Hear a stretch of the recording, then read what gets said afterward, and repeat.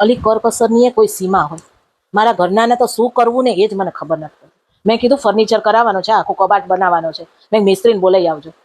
અલી મિસ્ત્રીને બોલાયો. મિસ્ત્રી એમ કીધું કે 2 લાખ જેવા તો બેન થાય કે આમાં ફર્નિચરમાં. તમારું વર્ષ શું કે ખબર છે? એ કે આ 4 પાટિયા લગાડવાના કઈ 2 લાખ હોતા હશે?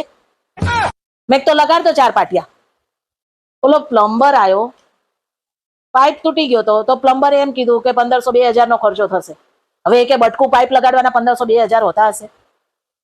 આખું કામ તમને મફતમાં કરી દે. કરકસર બાયડી કરે, બહારના ના કરે. એ તો આવડું લિસ્ટ આપે. એટલે ઇલેક્ટ્રિશિયનને બોલાયો. અગાસીમાંથી નીચે દોરડું ખેંચવાનું હતું.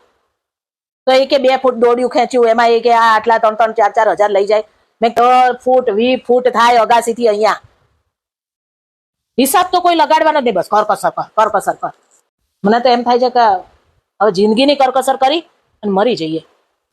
કાલે મને પગ દુખતો હતો ને તો હું દવાખાને ગઈ એમને લઈને વળી.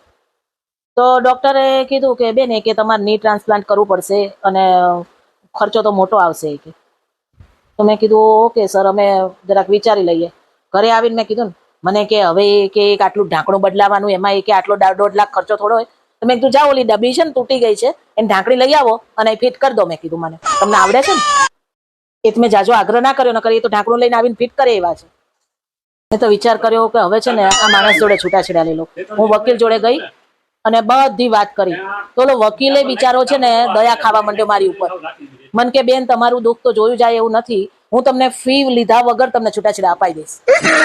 મેં કેટલો ત્રાસ સહન કર્યો હશે આટલા વર્ષ, વિચાર કરો.